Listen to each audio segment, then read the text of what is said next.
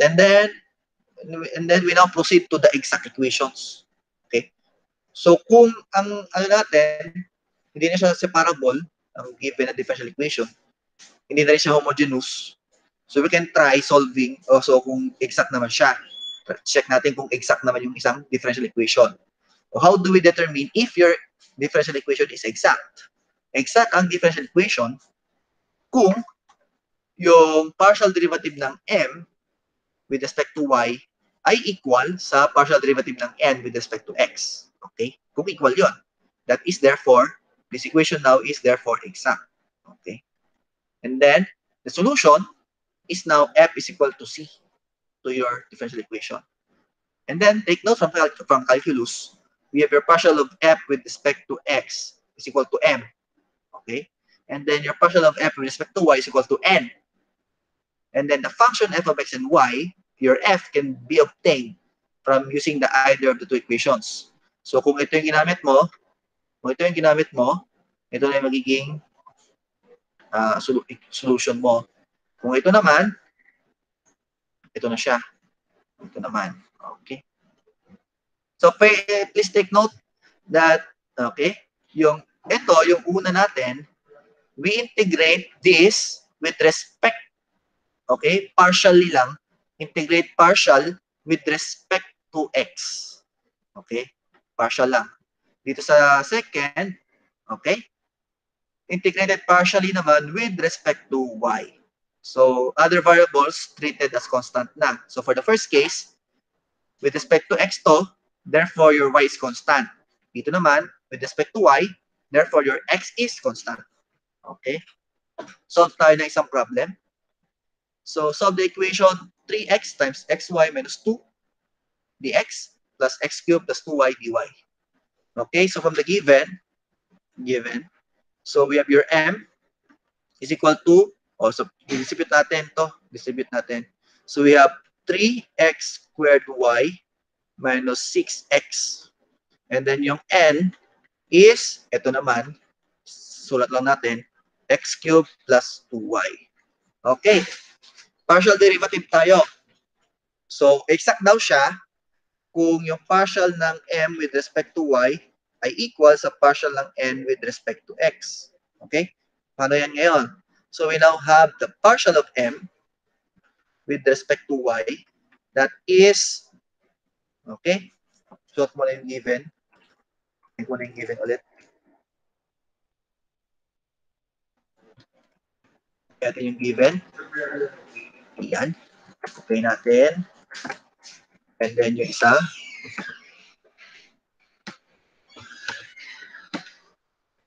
Yung isang given natin. Pwede natin. Ayan.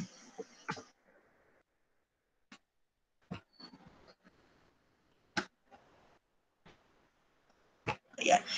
So, yung ating given. Okay. So, we now differentiate. Differentiate tayo ng m with respect to y. So, we now have, pag with respect to y, other variables are constants.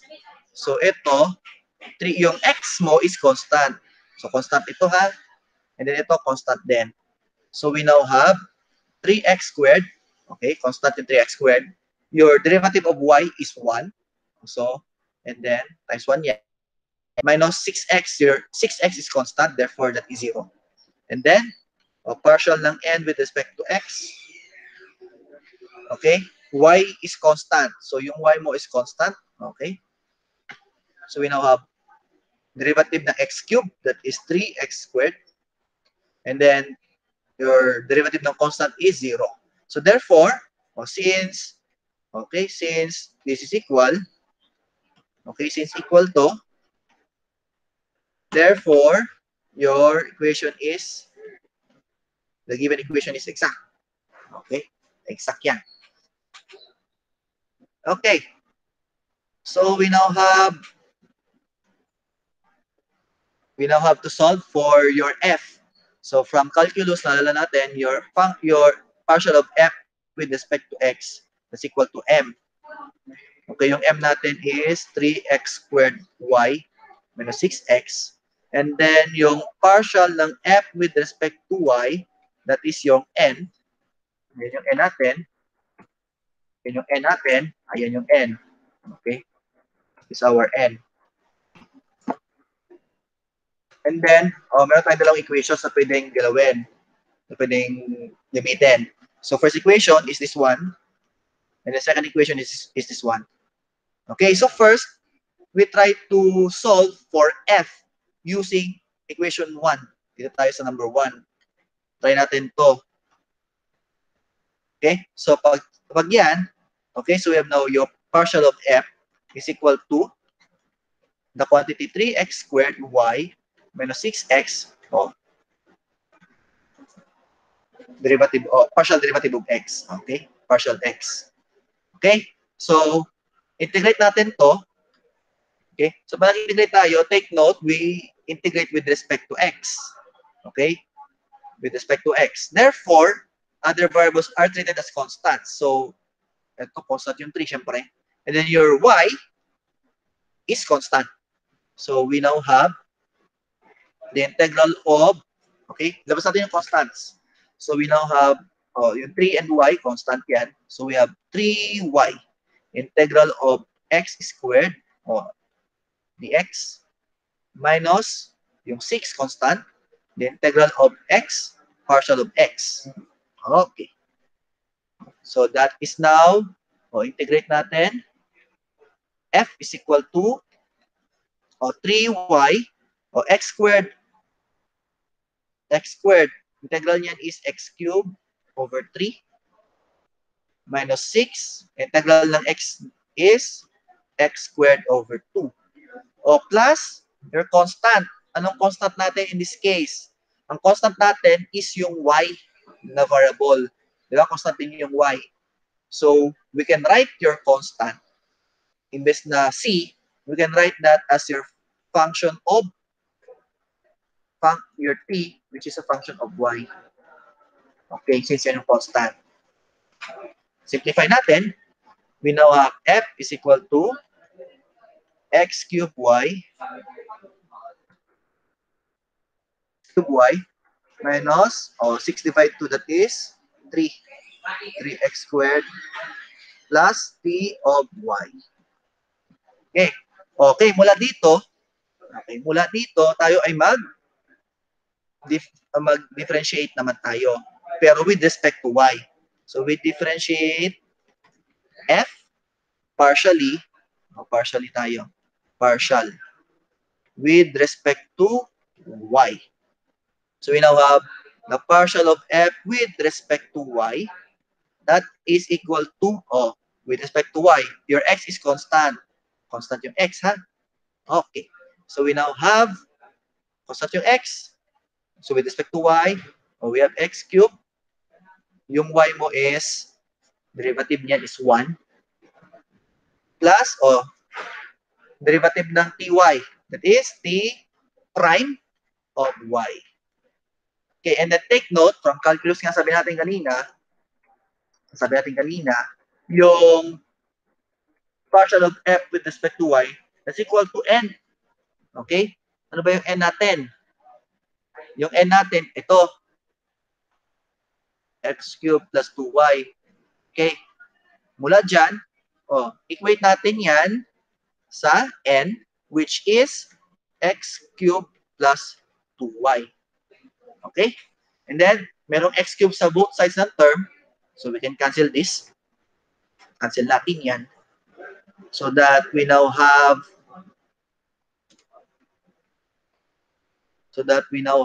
t prime of y is equal to 2y.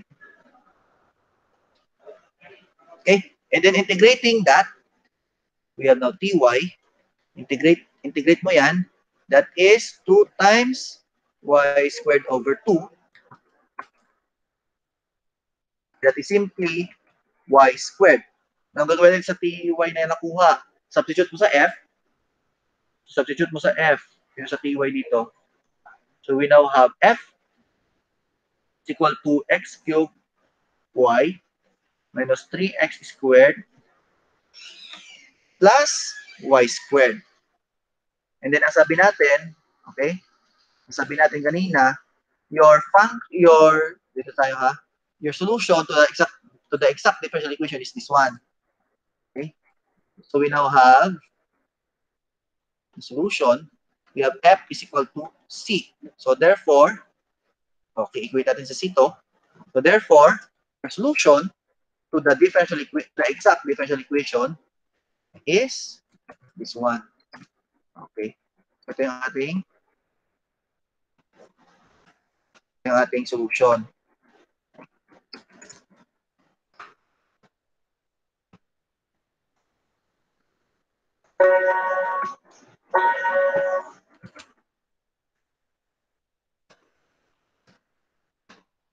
Ito yung ating ngayong solution.